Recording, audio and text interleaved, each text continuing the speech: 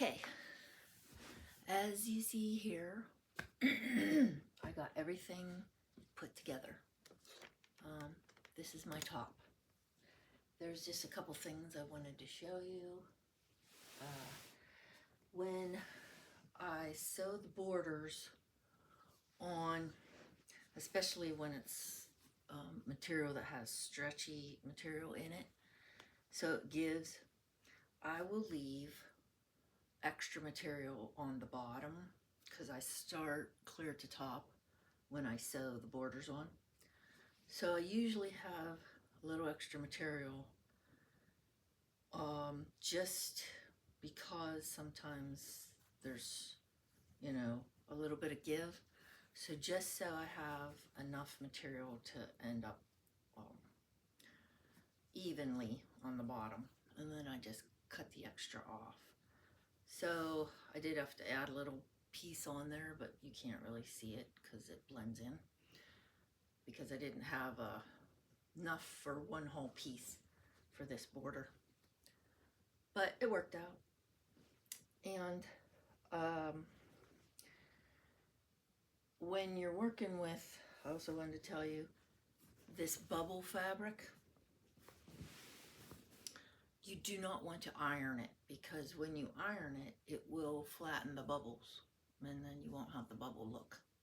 So when I'm pressing the seams together, I just try to keep my iron on the seam. I do not go into this area. So I also wanted to let you know about that in case you weren't familiar. And also, I was talking about my seams being, you know, not so perfect or exact. This is exactly what I'm saying. They are not perfectly straight, if you can see that. I mean, they're okay, but to me, that is not perfect. So, I do okay. It's not like they're way out of whack, but sometimes they can be, and I will fix them as much as I can. But like, the material moves and you'll get it a little bit crooked, but for the most part, you know, they're not bad. And once you quilt it, you're not going to notice that there's a little bit of wiggly room in the seam line. And let's see, was there something else I wanted to tell you about this? As you can see, I have, maybe you can't see, let's look over there. I have a blue, dark blue strip that I was putting on the edge of my quilt to see if that's what I wanted for the binding. So once I quilt my quilt, I'm going to put a dark blue strip to match this to bring out the blue more in the quilt, because I also have blue here. I was going to do a purple, but I didn't have enough of this purple. I only had enough for that little bit 1.5 inch strip, so I couldn't do another purple on it. Otherwise I would have used the purple for the binding. But as it is, I have more blue, so I'm going to use that dark blue for the binding. It has a little bit of a pattern in it. It's not the exact blue as this, but there is like, there's a little bit of a black pattern in it. So her dress has a little bit of a dark black in it, and I thought that would be all right. You know, it just kind of brings it all together. So I wanted to tell you that. So what I'm gonna do with my quilt, I'll knot the center of it, and then I might quilt around each of the princesses.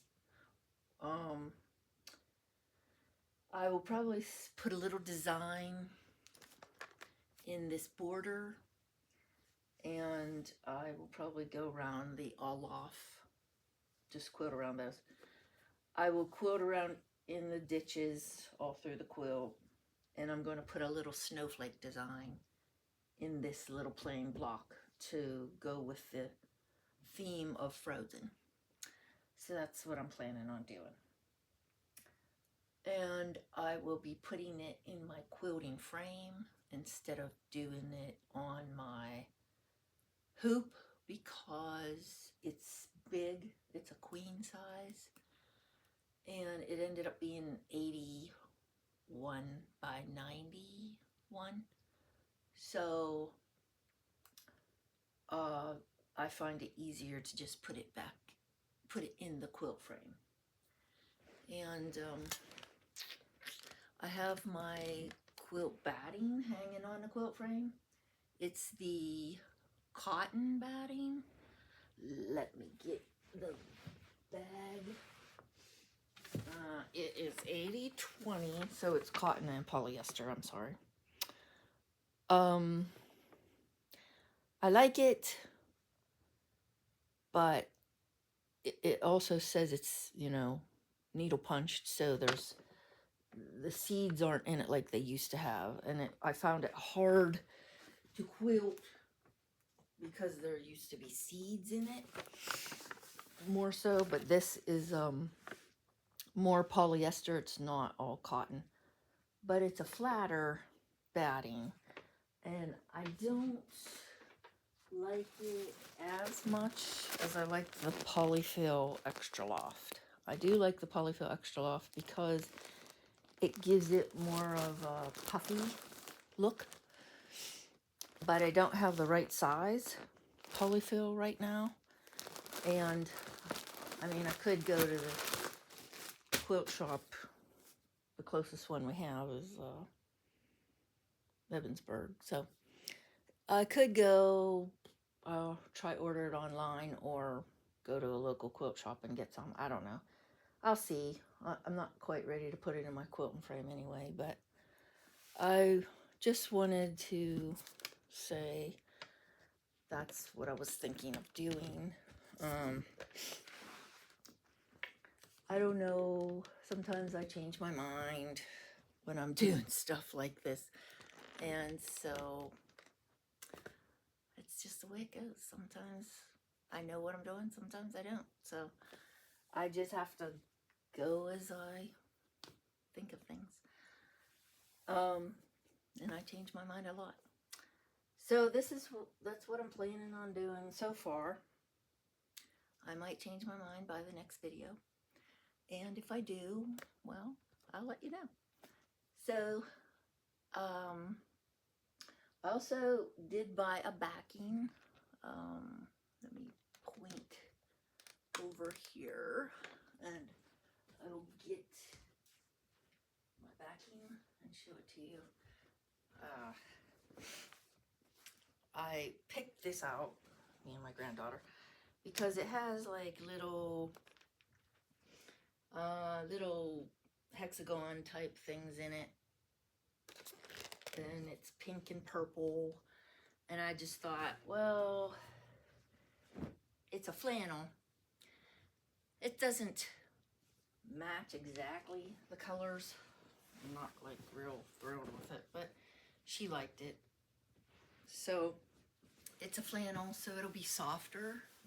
I do like the flannel backing because it feels softer when you're using it. So that was another reason why I picked it out.